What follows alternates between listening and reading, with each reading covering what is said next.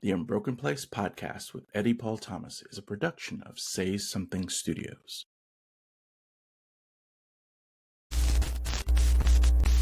I woke up on Saturday morning and I found Clara sitting cross-legged in the corner in the hallway. Her eyes were closed. She was totally quiet and I didn't want to interrupt her. So then when later on in the day I asked I saw you over there. What were you doing? I didn't want to interrupt you, but what were you doing? She's like, well, Monica taught me about yoga breathing and I was feeling really frustrated. I was having big feelings. And so I decided to do my yoga breathing because I know it helps me feel better. And in that moment, I was like, my job here is done. Imagine the sense of agency that a young child has when they're in that triggered moment and they have all the tools that they need to find that sense of grounding again. Welcome back to the Unbroken Place, where it begins and ends with empathy. I'm your host, Eddy Paul Thomas, and this week we continue our conversation with Paul Buckley and Monica Rollins, two experts in the area of pre-K education.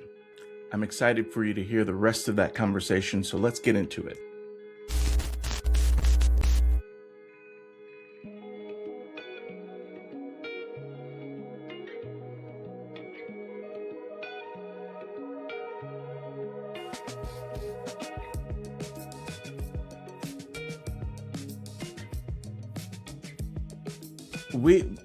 We spent a lot of time on the children, and we will continue to spend time on the children.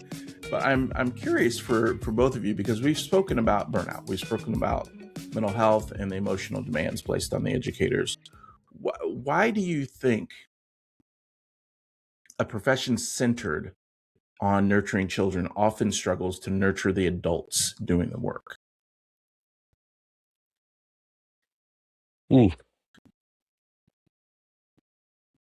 I have a lot of theories, but I'm not an educator. not a pre-K educator anyway. Yeah. I think a couple of things. A lot of people will say money and funding. I think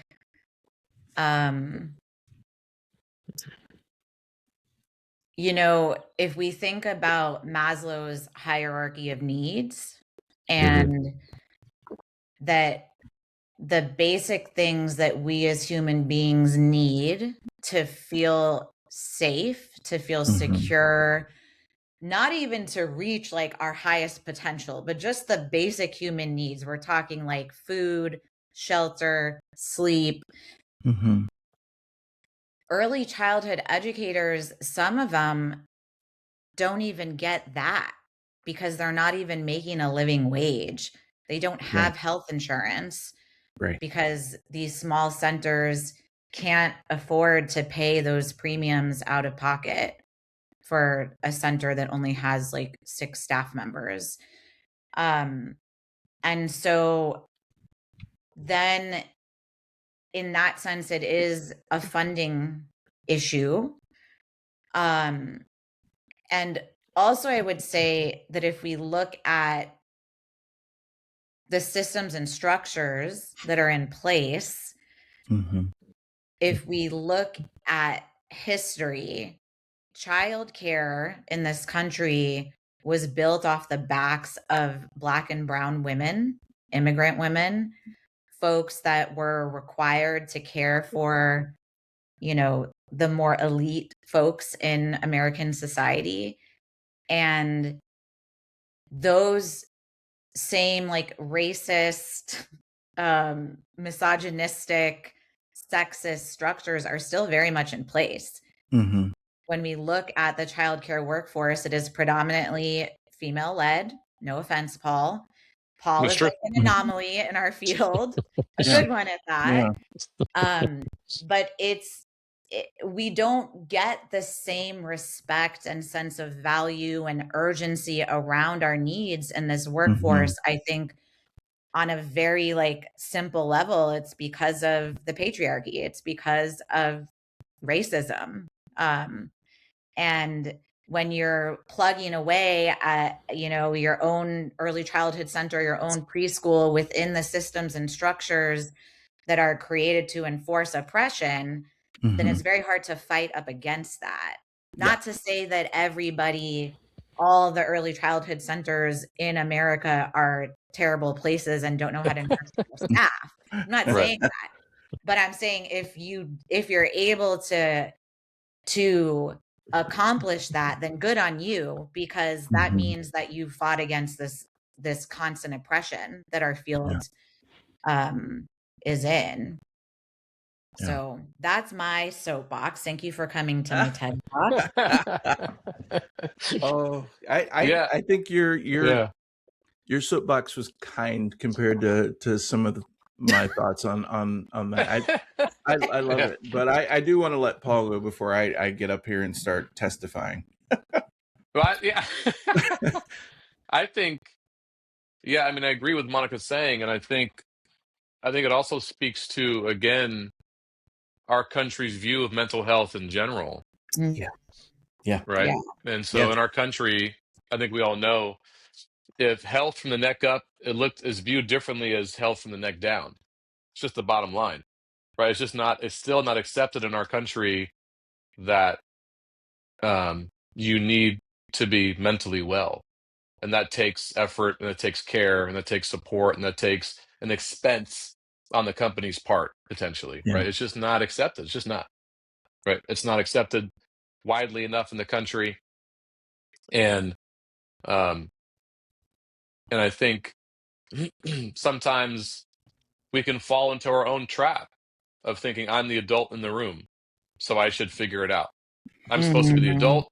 I'll be okay. I can figure this out for these kids. I'll be all right. You know, we Yeah. forget. I forget with my own kids.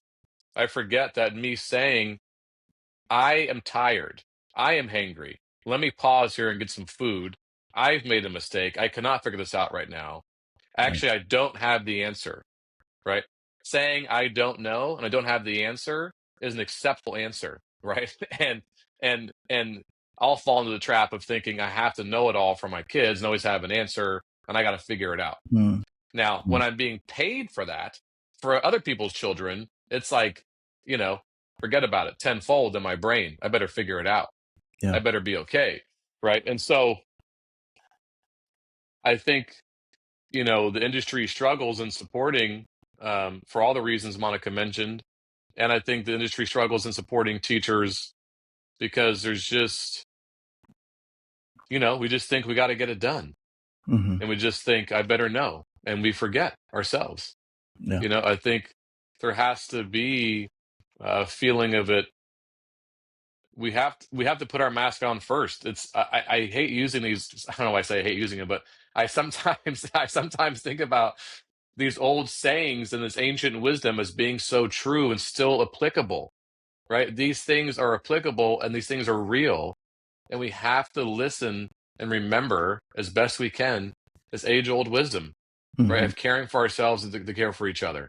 It Yeah. just and maybe it doesn't feel practical and it doesn't feel, I don't know, professional or responsible because of what our country is telling us and this and that, but it's, to me, all this kind of inundation of what we're supposed to do is not real. You know what I mean? All this Mm-hmm. constant go, go, go and whatever, and get this and be this and do that. To me, that's not real, actually. Mm. Right? And then the wisdom that we learned and we were told as children is real and is shown to me to be real. And I think if an organization and a manager can tap into that as best they can and remember supporting the humans first is what matters, you'll Yeah. see success. Yeah. But it's hard to work against, everything else being told to us, right?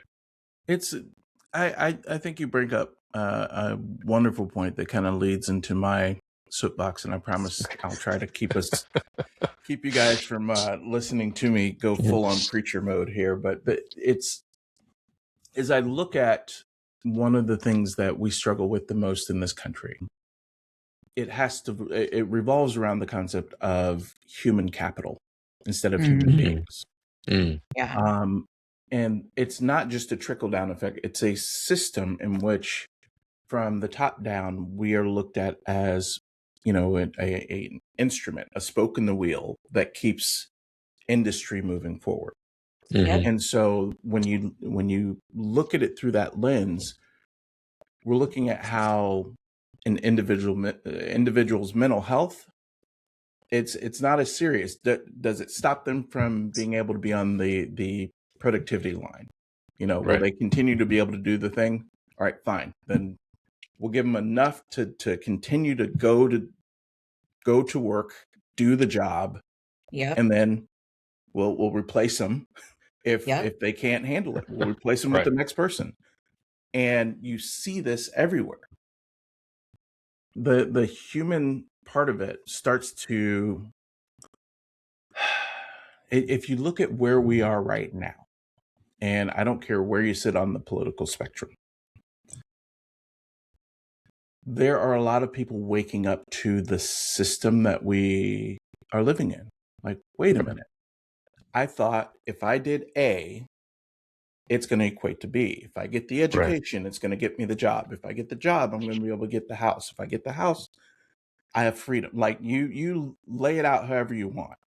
But the things that you were told you were supposed to be able to do are not equating to what's actually happening. The idea that you need to pull yourself up by your bootstraps, you have to be an individual, doesn't line up with the fact that we are actually very communal people. Like, we thrive in community as opposed to the individual. And the science backs that up as well. So take that framing that I've just laid out, and you take it back to the 70s when we had a president, not at the time, he was a governor in California. You guys would know out there. Reagan, who said, well, these college kids are becoming too educated. We've got to change this. They're against the war. They're seeing how the machine works. They want better pay. Well, we've got to change that. And so what was once very cheap or free college education became very costly. And it's continued to go up year after year after year. And so when you think about the devaluing of education, the devaluing of the human being, what are you producing for me?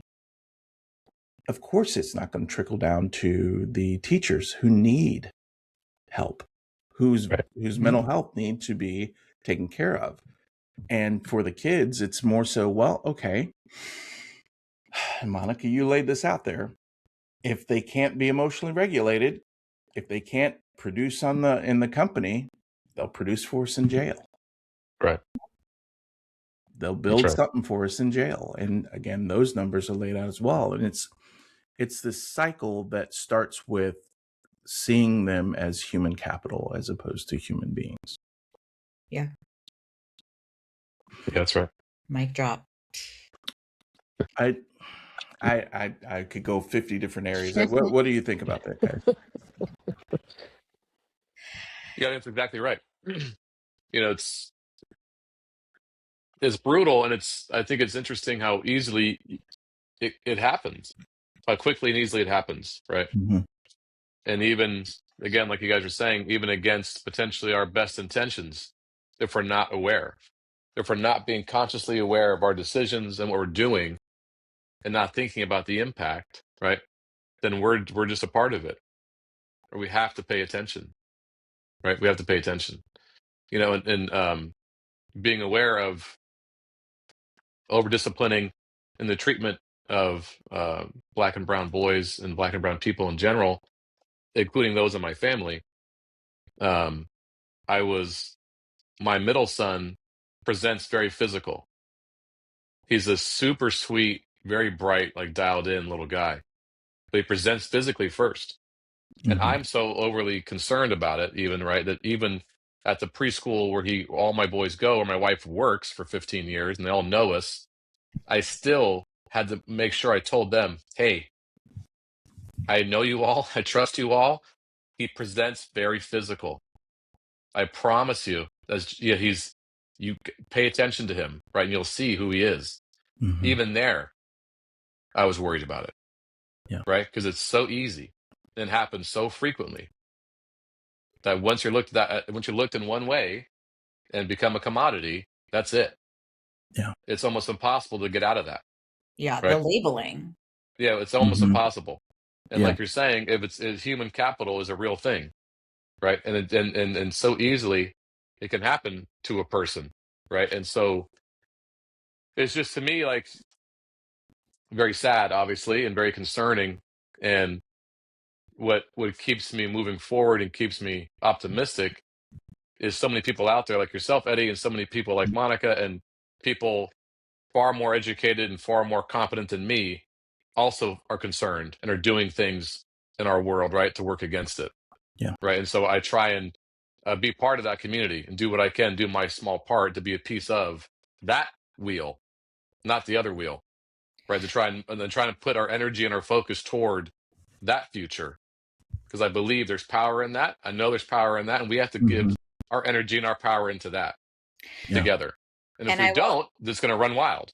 yeah, and I will also say that there's something, like, to go back to one of your original questions, like, what do people maybe not know about the early childhood field? Mm. I would say that, there tends to be a lot of discourse and conversation around burnout and mental health stigma and mental health needs when it comes to talking about educators. And we often go to the statistic of, like, well, obviously, if teachers specifically in early childhood are burned out, then that leads to teacher turnover. And so there's this direct correlation between the two. There's a ton of research on it. And then I don't think, have enough conversations around this opposite side, which is that when teachers are nurtured, taken care of, when their well-being is at the forefront of these schools, these organizations that employ these teachers, they're more likely to stay. Like, it's Right. literally the direct opposite. But when we live in a sensationalized society, we want to focus on, like, the buzzwords and, Yeah. the hot topics that are controversy. But the reality is that if we simply change the conversation around, well, what would it look like if we took care of the teachers, instead of getting stuck in, we don't have enough money, we don't have enough time, we don't have enough resources to do it? What if we reframed it and said, well, this is how it's always been done. I wonder what would happen if Yeah. I tried this different way. And then start looking at, there's very little research on that. Like, what is the correlation between teacher well-being in the workplace and retention? Because But the funny thing is, oh, sorry. just to finish it off, like, Yeah. Sorry. we don't necessarily have a workforce crisis in early childhood. The headlines will make you think otherwise. We still have folks that are coming in the pipeline. The problem is they don't want to stay, because Right. once they get into the field, they're like, this ain't it.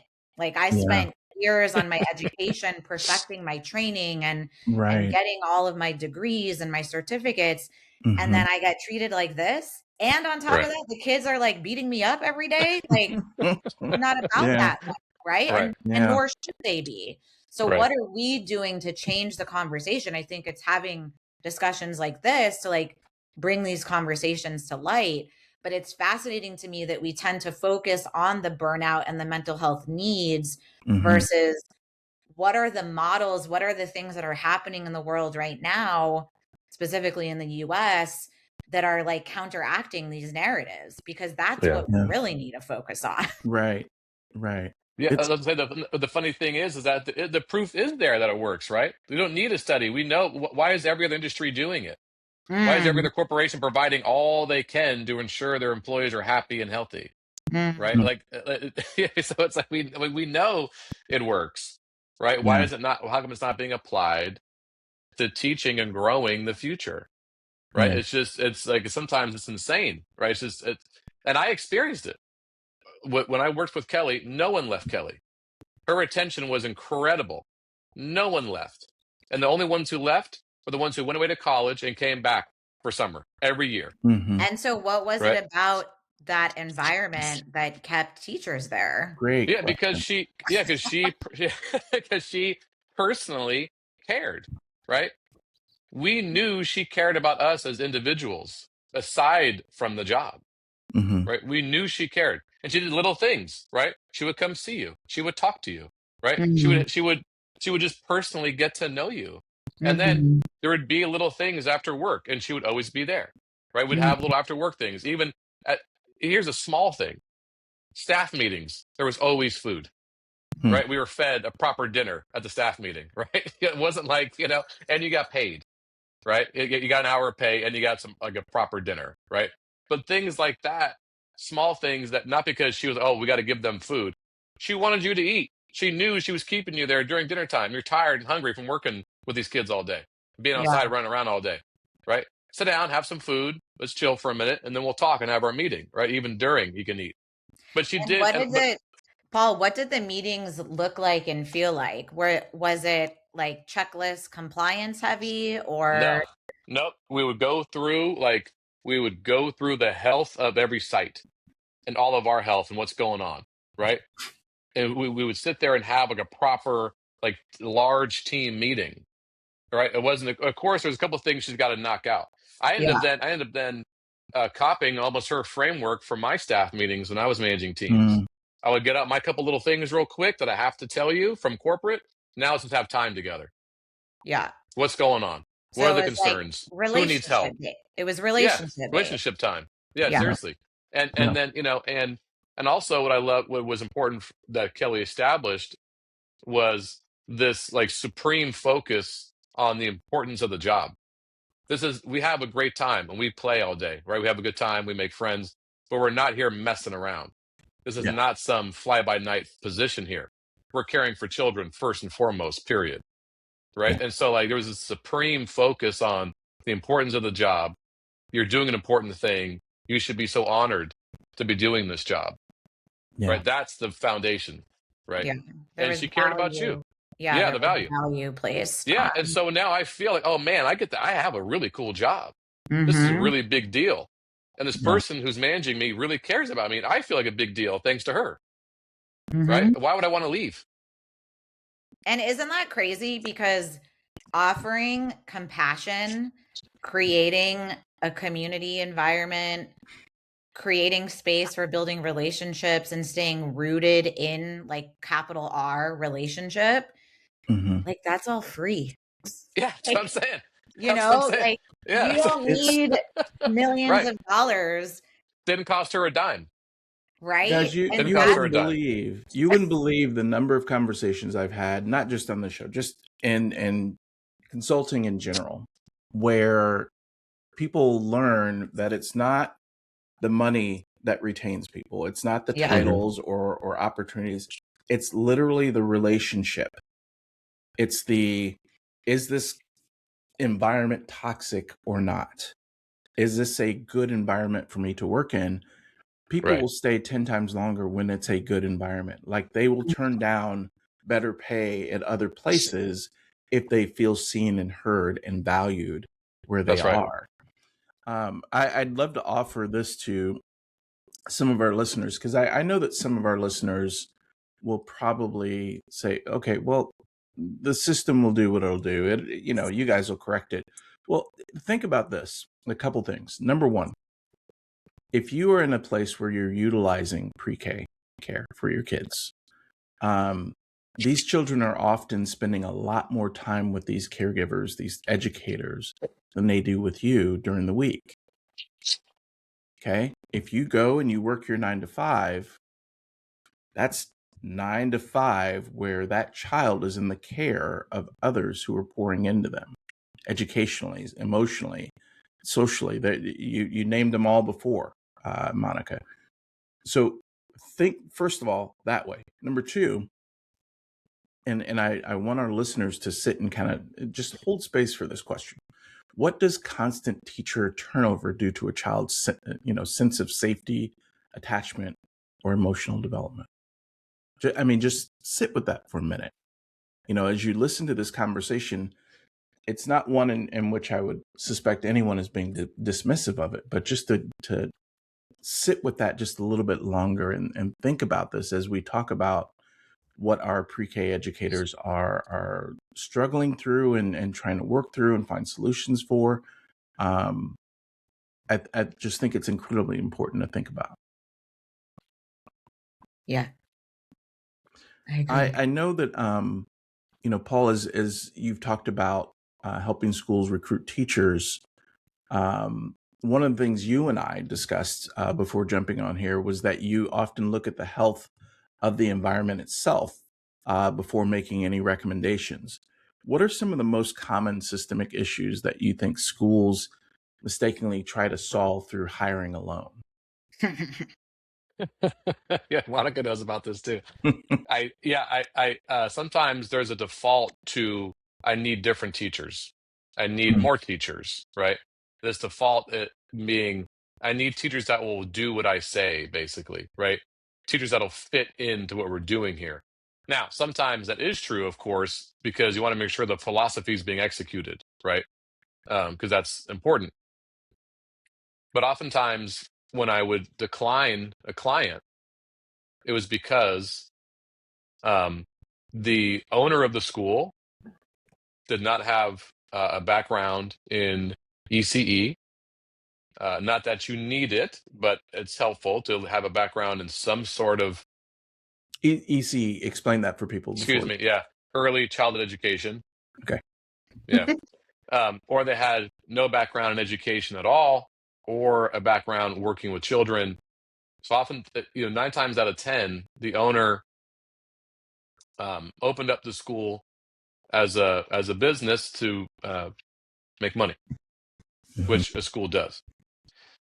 And whenever I was in those environments, the owner wanted teachers that would just do what they thought was best. And the teachers would push back and ask for different things happening in the school, which the owner would see as costly and ineffective because the owner is unaware of what the benefits are, what the teacher was asking for, right? So I think if you're asking me, like, what are the things that I would see that would, indicate poor health in the school or in the classroom, it would be these things. It would be a lack of structure for the teacher to get their job done, meaning a lack of respect for the teacher as the foundation. I have to respect my teachers. I have to respect them as professionals, respect their abilities, right? Respect them as people. And if I start there, I'm going to build a structure that allows them to have prep time, that allows them to take time off when they need it, allows them to use the bathroom, right? Allows them, right? I mean, allows At a them, minimum. yeah, you know what I mean?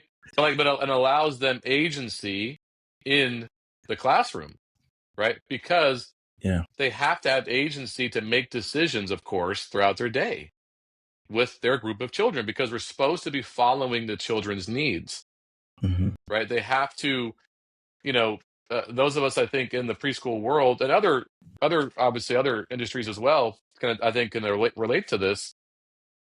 Maybe it's a human thing. Again, it's a human readiness, having the ability to zoom in and zoom out. Yeah. Right.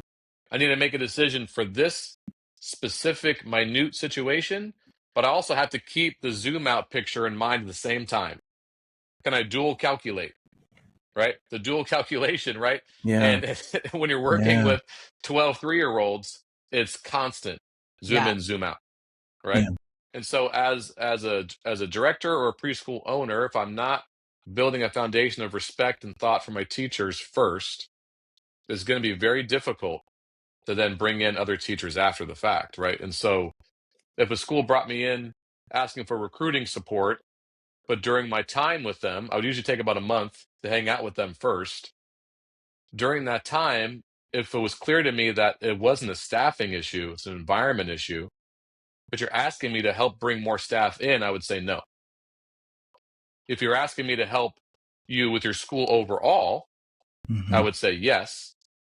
And I also say I need to bring in other people who know more than me on these things, like my wife or Todd, right? And say if they can come in and help with these overall things, great. If it was a situation where the school was happy and healthy and they simply needed a couple extra teachers, or someone had to leave for whatever reason, they had some holes in their staff, that was no brainer. I'd be happy to help them find teachers to come in, right? Because those things happen, and that kind of gap I can fill very easily through a proper recruiting process, a proper hiring process, and that kind of thing.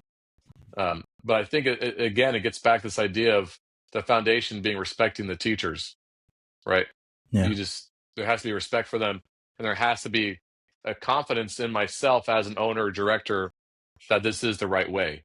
And I am confident in my ability to manage people as well, right? If Yeah. you don't have that, then it's like, it's not going to work. And why would it? It doesn't work elsewhere. Why would it Right. work in a school, right? With some of the most vulnerable people in society. Why would it work there? It's not going to. And Monica, what was it that you had the experience as well? So what would your thoughts be on this? I was trying to think of specific anecdotes. I mean, the reason I was asking Paul around like what did the staff meetings look and feel like, what were the things that, you know, his previous director were doing, because I wanted to see and hear if he was going to validate my experience as well. And I've both experienced this as a manager of early childhood coaches. I supervised a team of up to 7 at a certain point. And also as a preschool teacher myself, the school that I started my career at was very relationship based. I didn't necessarily have the language for it back then, but you know, when I was first hired, there was a very clear onboarding process. I didn't know what that was called because I was, you know, a 23-year-old, you know, little professional just trying to make her way in the world. And so there was a very clear onboarding process. There was a very, like, I could sense that like the school lived and breathed the philosophy and the mission. And, you know, one of the first things that I noticed from the staff, I worked at a Jewish preschool. So I'm walking into the first day thinking it's just going to be a bunch of like white Jewish young 20-year-olds. And it was like the most diverse staff on the planet. And that really, that said a lot to me more than like any words or like employee handbook did, because I could sense that like diversity was valued, inclusion was valued simply by the people that were working there. It felt like home. Like there was a very homey feeling about the school and like the physical built environment, but also the way that the school was run. We had reflective supervision built in. We had That's great. prep time built in. We did home visits with all the families when they were new to the school, so we can like get to know the family on their turf, on their terms. And it was just a very like homey type vibe.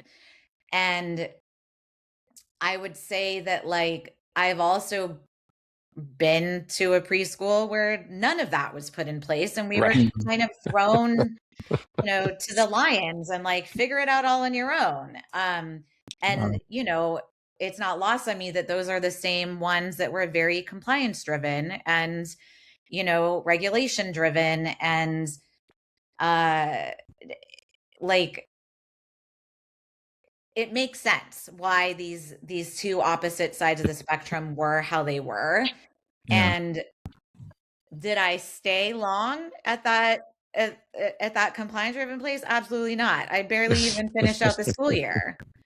I had to go and take my eat, pray, love moment of my life, and I went to a yoga teacher training in Bali for 7 weeks because I was so, the environment was just so toxic. It was like literally taking a toll on my health. And the only reason I left my first school was 2 reasons. One was I was ready to like grow into a leadership position, and it just wasn't, the infrastructure there was just not built in a way that was going to offer me an actual paid salary in a leadership role.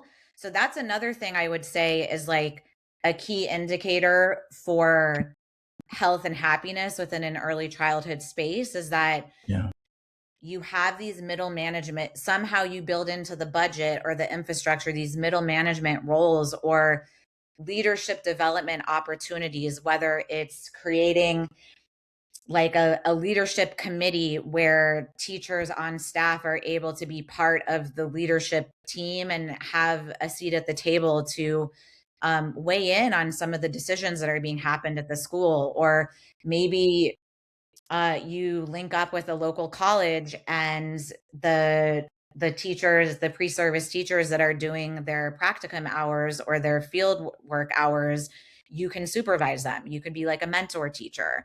Yeah. These things are not, they don't cost a lot of money, if any Mm-mm. at all. And it's the thoughtfulness and the intentionality in which you're building it's not just the built environment, it's also just the vibes, it's the That's energy, right. it's how are you creating that homey feeling in your own school so that Yeah. teachers want to stay Yeah. regardless of their salary or their benefits. Because I was not making a ton of money at this school, but I stayed for 7 years, Yeah.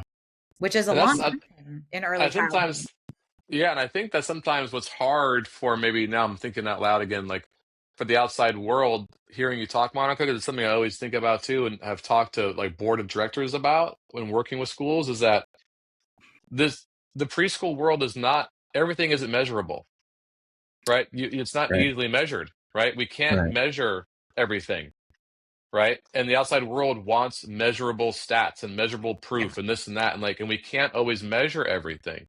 Yeah, like Not how do everything's you measured. measure a relationship? Yeah, it's just like you Yeah. can't, it's not always measurable, and also it's also not a world where every person wants to climb the ladder to the Mm, director. Majority want to continue to be a teacher. They don't want to be the director. They don't want to be in administration. Some do, but not all, right? Yeah. So it's not a standard model again of this ascension, right? And so as a school and as a director, you have to be comfortable with building in that leadership, like Monica's saying, leadership opportunity and Mm-hmm. potentially a role, but also being comfortable with the idea that you might be the only one for a long time, right? You might be the director for a long time. Yeah. And you have a group now who wants to be just doing just this. And that's okay. That's what they want. That's what they're good at. That's why they're in the role in the first place, to be a teacher in the room with the children and the families, not in the office doing whatever, Yeah. right? Not dealing with fundraising and whatever, right? So it's very different in that sense, right? You know what I mean? It's like, and so it's not always, not everything's measurable. We can't measure Yeah. everything in preschool. And so, it takes it takes a lot of trust and faith, right? And it takes a lot of feel and relationships and discussions and conversation. You know what I mean? It takes all this interaction, human interaction. Yeah. It's not going to all be measurable. It's just not. Don't go anywhere. The Unbroken Place will be back in just a moment. What if the clarity you've been searching for isn't out there, but already within you? I'm Eddy Paul Thomas, life and leadership coach. I work with purpose-driven people who are ready to lead boldly, live intentionally, and grow from the inside out. Whether you're at a crossroads or leveling up, coaching can help you move with focus, confidence, and wisdom. This is your time. Visit onsecondthoughtstudio.com to get started. Looking for a way to reconnect and reset? Awaken Pittsburgh offers free guided meditations open to everyone, online and in person, on the first and third Wednesday, second Saturday, and third Monday of each month. Each session includes guided practice, reflection, and space for questions and support. No experience needed. Sign up on Eventbrite and join the community. Imagine a place where the untold stories of Black missionaries are amplified, honored, and celebrated. A place that bridges the legacy of the people of the Way with the powerful missions work of today's African diaspora.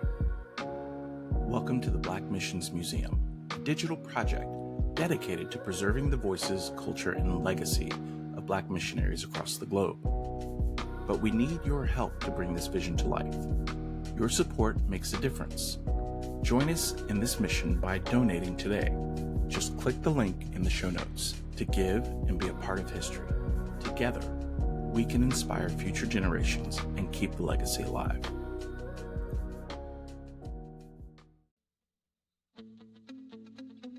In a world where thriving teams, engaged managers, and ethical leaders are the backbone of successful business, how do entrepreneurs set the stage for human flourishing while scaling up?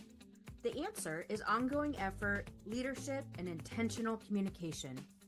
At Elevate One Consulting, Dr. Erica Garcia Thomas and Eddy Paul Thomas are helping to turn the tide. With a blend of evidence-based practices, interactive teaching, and dynamic public speaking, they're not just consultants, but revolutionaries in improving company health, growth results, and employee engagement. Specializing in revitalizing brands, coaching leaders, and accelerating projects, Elevate One Consulting offers a comprehensive suite of business services designed to enhance team leadership and customer experience. Whether advising executives, guiding digital marketing strategies, or transforming organizational culture, they're here to elevate your business to the next level. Don't settle for a business that survives. Ensure that it thrives. Visit www.elevateoneconsulting.com. ELEVATE 1consulting.com today and take the first step towards creating an environment where everyone flourishes. Elevate One Consulting. Innovate, grow, elevate.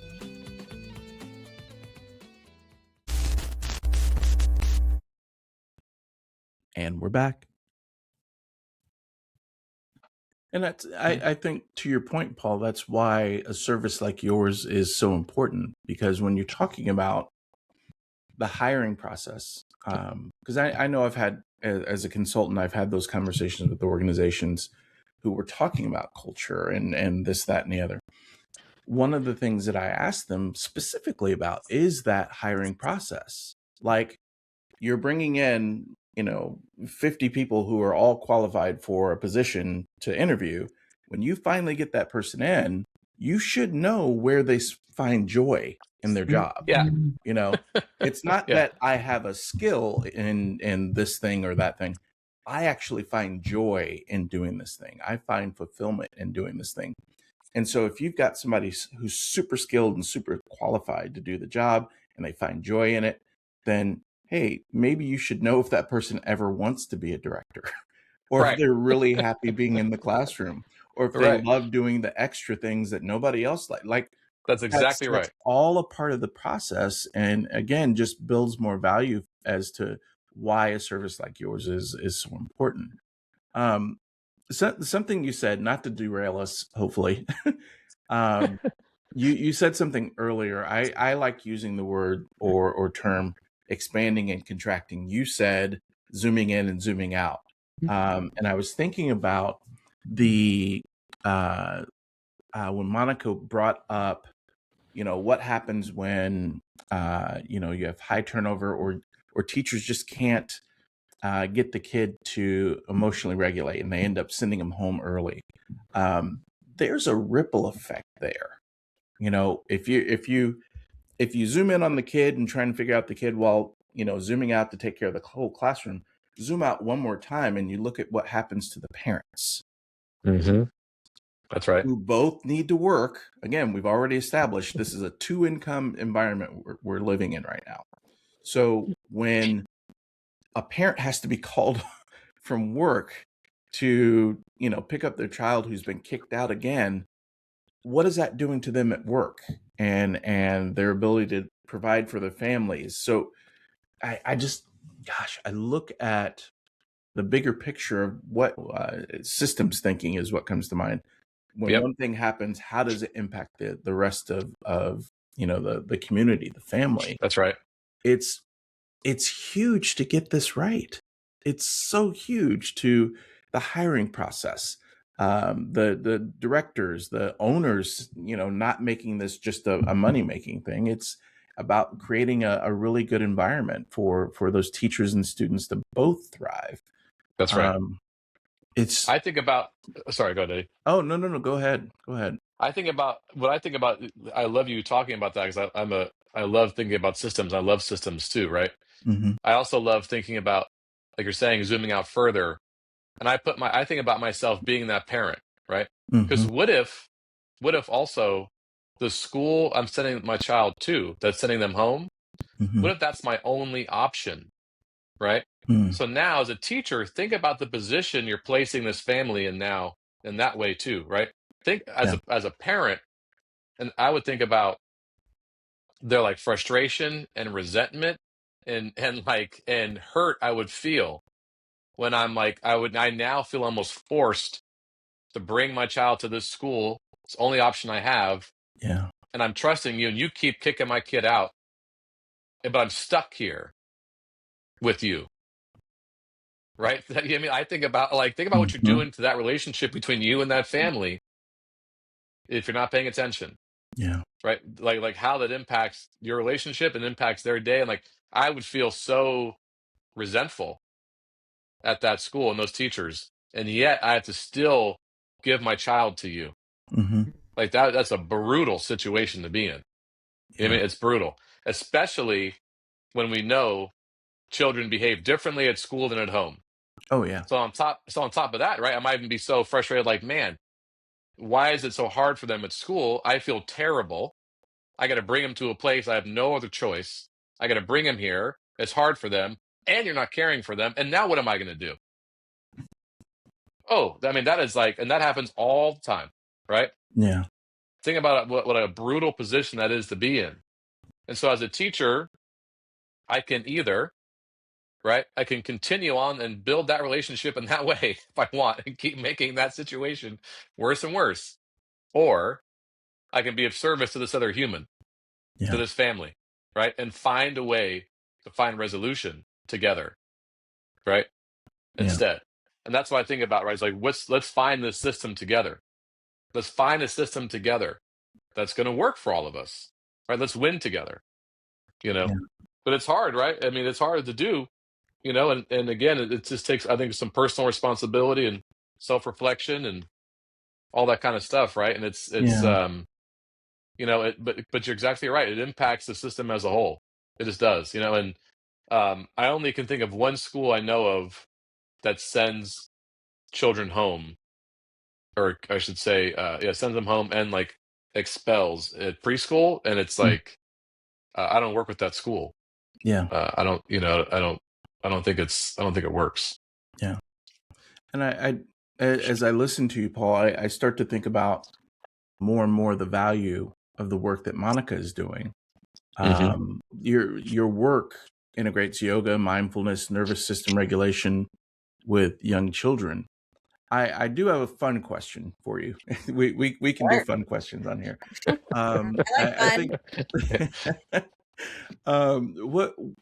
what have children taught you about emotional regulation that adults often forget?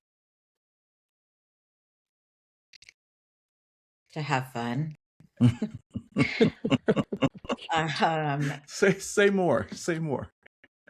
I like, as I was prepping for this question, I'm like, how do I answer this? I think so much of the trauma that we hold as adults has to do with healing our inner child. And if we are to be well as adults, just go back to the things that brought you joy when you were a kid. One of my favorite things to do right now as an adult, and I'm sure people always look at me sideways because I'm child free. I don't have kids. Well, I have my dog child, Yoshi, but and that's enough for me. But when I go to a playground or a park, like it's just me. It's just Monica, but I love going on swings. Like swinging is one of my favorite pastimes. And I remember I have very fond memories of swinging as a child. And that's came out wrong. of going on swings as a child. And so I think that if we pay attention enough, we can go back to that place. We can go back to the things in childhood that did bring us joy. Mm-hmm. And I think being around kids can remind us of that, like, if you are having a tough day, maybe you just need to spin around in circles until you fall down to the ground. Maybe, like, we look at that and we're like, what are you doing? Like, aren't you going to Yeah. get dizzy? Like, doesn't that make you queasy and make you want to throw up? And like, no, that's a child that's trying to regulate themselves. And it looks kind of fun, right? Like, do you ever see those kids that are on like the merry-go-rounds and they just keep going and going and going? And Oh yeah. as adults, we're like, are you joking? Like, we know where that's going to end. But to me, I'm like, oh, I wonder if that child needs like a little spinning to like bring their body back into balance, you know? Mm-hmm.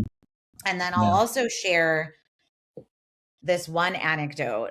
I've been sharing this a lot lately, but I go back to this little girl, Clara, who I taught private yoga, like group yoga classes with some of her classmates at the preschool where I used to teach. At the time when I was doing this weekly class, we met for like 45 minutes or an hour, maybe for like 6 weeks. We did two basically I had them for 12 weeks total. By that summer, this family, Clara's family, was actually moving, I think, to Argentina maybe, or to Chile. And so Clara was having like a lot of big feelings. Like all she knew was New York City. That's where she grew up until she was about 5 years old. And she was a very like even-keeled kid up until this point. And I got this email one day from her mom. And mind you, I'm not even her preschool teacher at this point. I had known this family because they had been in the school for a few years. They had an older son that also went to the school. So I had a pretty good rapport and connection with this family. But the mom decides to email me one time and she's like, so I have this story to tell you that I think you'll enjoy. I woke up on Saturday morning and I found Clara like sitting cross-legged, like in the corner in the hallway. Her eyes were closed. She was totally quiet. And I didn't want to interrupt her. So then when later on in the day, I asked, like, I saw you over there. Like, what were you doing? I didn't want to interrupt you, but what were you doing? She's like, well, Monica taught me about yoga breathing and I was feeling really frustrated. I was having big feelings. And so I decided to do my yoga breathing because I know it helps me feel better. And in that moment, I was like, my job here is done. Imagine the sense of agency that a young child has when they're in that triggered moment and they have all the tools that they need to find that sense of grounding again. And imagine the beauty of like the parent being able to witness that, to bear witness to that is like quintessentially self-regulation. Yeah. And she's barely 5 years old. Yeah.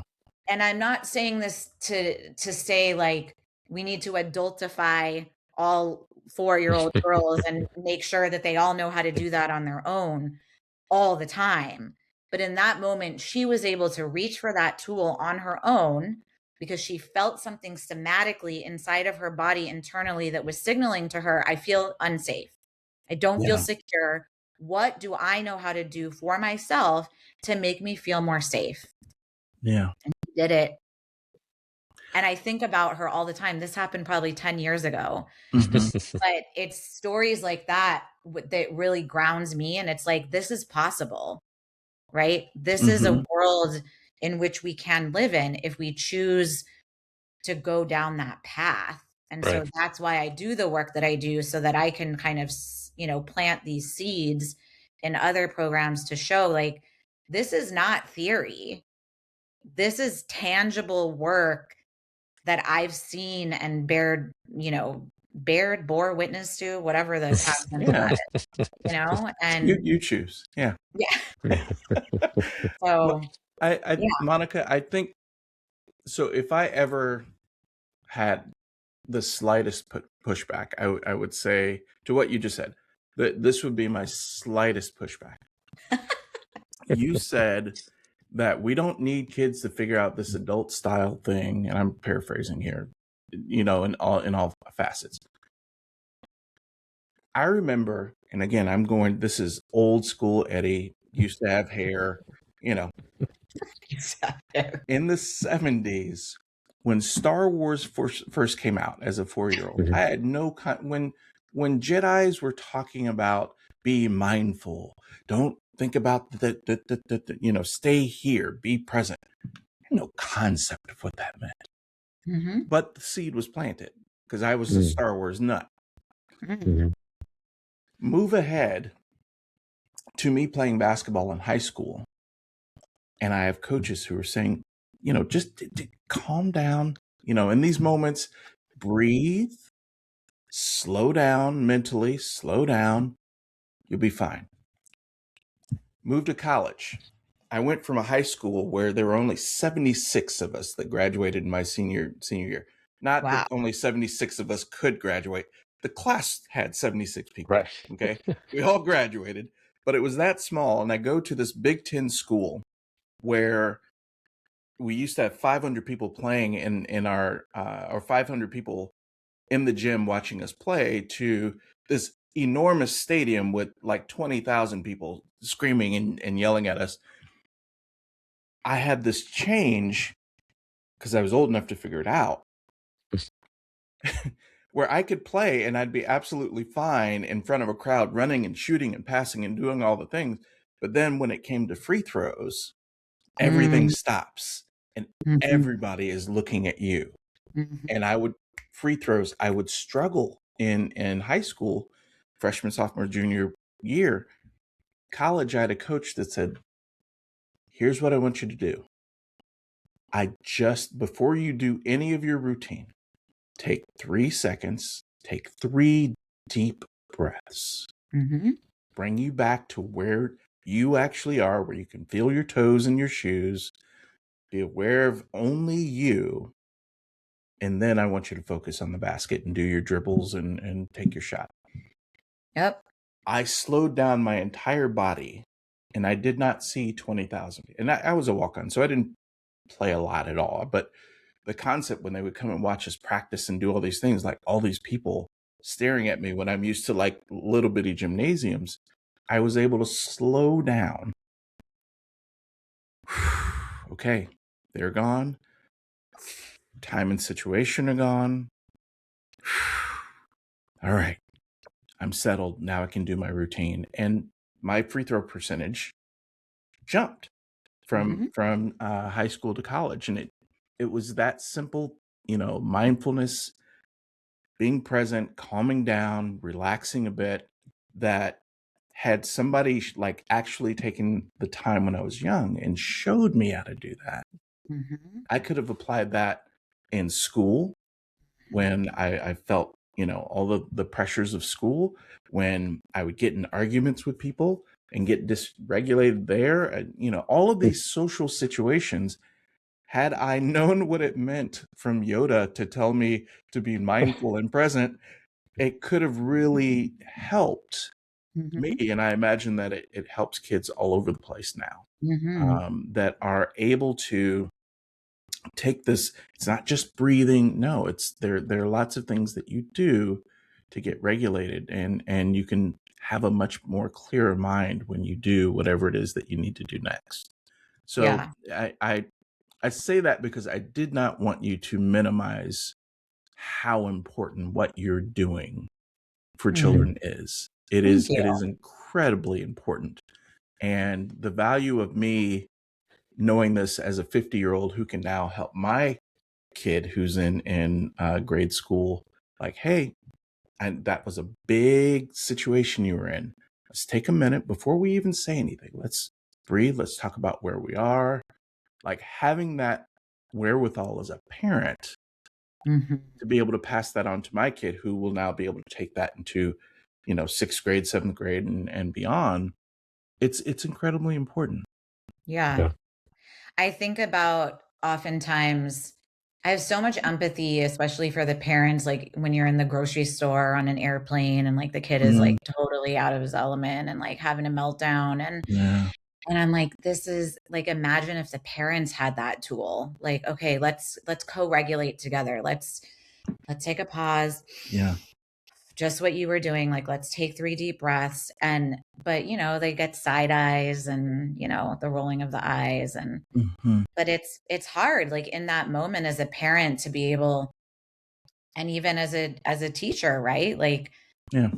Clara learned that over weeks. And also she was in an environment, both at home and at school, that allowed her to feel safe, where she had teachers and adults to model that kind of behavior if she was feeling in an activated state. And then because of all the modeling and the repetition and the practicing of those skills, she was able to reach for it on her own. And so I think that it does take a lot of intentionality, a lot of like presence in our own body as adults to be able to like tap into like, what is actually happening to me in this moment as an adult?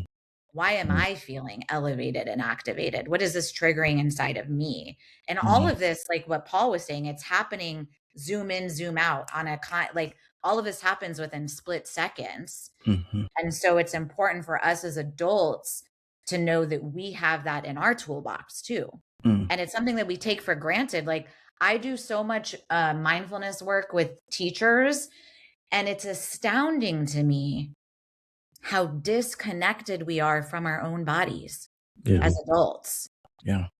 And we can't expect the adults in the lives of young children to teach children how to self-regulate when we ourselves are living in a constant state of dysregulation as well.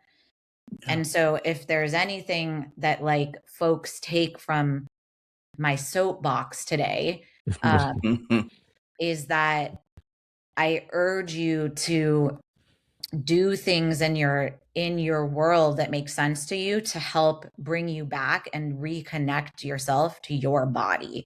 Yeah. Because ultimately, if we stay in that connected space to our body, it makes it so much easier to model that, to showcase that, to build those skills of compassion and empathy and stay rooted in relationship, because at the forefront, we're staying rooted in the relationship to ourself. Yeah. And that's not selfish. That's like literally how relationships are built. Like we have to be self-aware before we can attune to other folks. Yeah. It's that ripple effect. If you take care of yourself, what you're putting out will be from that space of being regulated and in control. I'll put the same question to you, Paul. Like, if just in terms of our listeners, if every parent, policymaker, or community leader could understand one thing about caring for our youngest children, what would you want them to know or take away from our conversation today? I don't know if it's something they'll take away from the conversation that's on my mind, but it's always this idea. It sounds like a silly reminder out loud, but I think in reality, it's forgotten that they're going to grow up. They're going to be adults, right? They're going to grow up. You know what I mean? So we have to take care of them. And like Monica is saying, it gets back, I think, to the being self-aware. We used to be little, right? What happened to you when you were little that helped you be who you are today? Yeah. Right? Those, like, it's just, I don't know if it's human nature or what. I think it's kind of like it just gets lost on us, right? Yeah. They're gonna grow up. They're just like you, right? What was given to you, give that back to them. Yeah. Right? What was given to you to help you, give it back. Right? So for me, I always come from a place of giving back all that I can. Yeah. I try and give back all that I can, right? And I try and do my part in the world. That's all, right? To try and remind myself to then hopefully prove and show to people that it's going to be okay. It's going to be okay. We're going to figure it out together. We can and we will figure it out together, and it's going to be all right. Right? It's going to be okay. Yeah. This I love this, Paul and Monica, so much, because I this would be the 2 out of the last 3 conversations that I've had with guests have been or revolved around the things that we carry forward from our childhood. I had Brittany Mason on a couple weeks ago, who spoke about your relationship to money today can be traced back to things that happened in your childhood. And Yep. it was a wonderful conversation. And as I'm listening to what you're saying right now, Paul, just the things that we learn as adults, that helped us heal, that helped us, move past whatever, given barrier we're dealing with. If we can pass that on to our children, who would be able to better handle the things that we're dealing with in the world, it just sets up the next generation for so much more healing and healthy language and dialogue around these things that we all deal with. Right. I'll ask this. It's kind of a cheesy question, but I'm always curious, depending on who my experts in a given field are, just trying to get a feel for what you think. Like, if we go 10, 20 years from now, if we get early childhood education right, what would be different? And we're not just talking about the children, but for the teachers, for society as a whole. Not to send you on a magic carpet ride here, but just what do you think, if we were able to turn around and get some things right, what does it look like? And I'm going to take this off the board for you. No universal childcare. If that happens, great. But let's pretend like that's a battle still to come. In some states, I mean, even true. Like That's UPK fair. in some states where it's been rolled out has been so messy anyway. So I would say one big dream that I have is a couple of things to really bring more play back to early childhood and really lean on what's happening in places like Reggio Emilia, Italy, and places like Scandinavia. A lot of that region really does early childhood very well. And then on the side of the adults, one thing that I am dreaming of funding once I get rich is you can't build any new early childhood spaces without also providing housing for the staff. And using the model that a lot of international schools use, which is, they're recruiting some of the best talent out there, some of the best teachers. And one of their incentives that's built into their contracts is either a housing subsidy or 100%, provided housing. And if we're thinking about communal living, it takes a village, all of these things, why not create a new, it's not even a new structure. It's been used just in other industries. But how cool would that be if early childhood teachers had housing embedded into their contract as one of their benefits, along with, the 403B and the health benefits and all of that.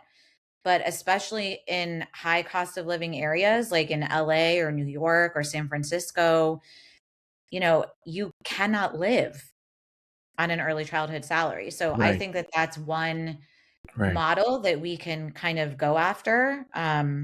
It's already been happening. There's a school and an organization in, I believe, Pennsylvania. I think her name is like Alex Schiavone, maybe, the Friends School.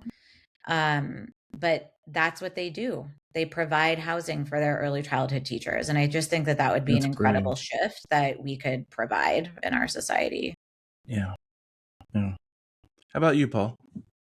Yeah, when I envision it, if I try and see it in my mind, what it looks like and what we got right, I feel like I see it as it's more than like a seat at the table, right? It's more than like ECE professionals have a seat at the table. It's more like early childhood education and early brain development has become like a fabric of our society, right? It's like our priority. You know what I mean? Like education, quote unquote, people want to say is a priority and this and that, but it's not, right? And to me, I think about it even differently than education being a priority. I think about it more what Monica's saying, where it's like play and communal time together and living amongst and with each other has become more of our fabric in our society, right? And it begins with early childhood education as that step, that first step, and the accepted step and process that these people who are raising our children with us are like cream of the crop. They're right up there, right? So it's more than a seat. It's like we have a table, and of course they're there. It's not even like the thought. Oh, yeah, of course they're cream of the crop. So that's what I think we got right when I envision it is that it's the fabric of our society. It's the fabric of our livelihood together. It just is, and it's just accepted. Like, oh yeah, what do you mean? Of course, like they're raising the kids. You know what I mean? Like that's how I think about it. You know, because I agree. I'm not saying that preschool for all is even the end all be all. I'm not saying it has to be government funded. I'm not saying any. I don't know how that would all. You know, I'm not saying even that matters. I think what matters more first is it's an accepted part of our life. It's an accepted part of our society. Yeah. That we are communal. And that starts with our youngest being raised together. Outstanding. Well, guys, thank you so much. This has been a wonderful conversation that carries a lot of weight in a lot of areas, specifically for an area that I don't think gets talked about enough. I could go through the Rolodex of podcasts that I've listened to in the last month, and not one of them has talked about pre-K as a topic that needs attention and devoted time. So thank you so much for the work that you do. Thank you for being on the Unbroken Place. Folks, you will see all of their contact information in the show notes. These guys are doing great work. Thank you so much for being on the show, guys. Thanks, Eddy. Thank you, Eddy. It was great. The Unbroken Place podcast is presented by Eddy Paul Thomas, LLC, and sponsored by Elevate One Consulting and OK on Second Thought Coaching. The show is produced by Say Something Studios. Learn more about our sponsors and producer in the show notes. The show's music is performed by Kesta. Thank you for being a part of the Unbroken Place podcast community. Look for an ongoing conversation on TikTok, LinkedIn, Instagram, and Facebook. And make sure to sign up for our newsletter called Things I'm Rethinking at eddypaulthomas.com. Until next time, one love.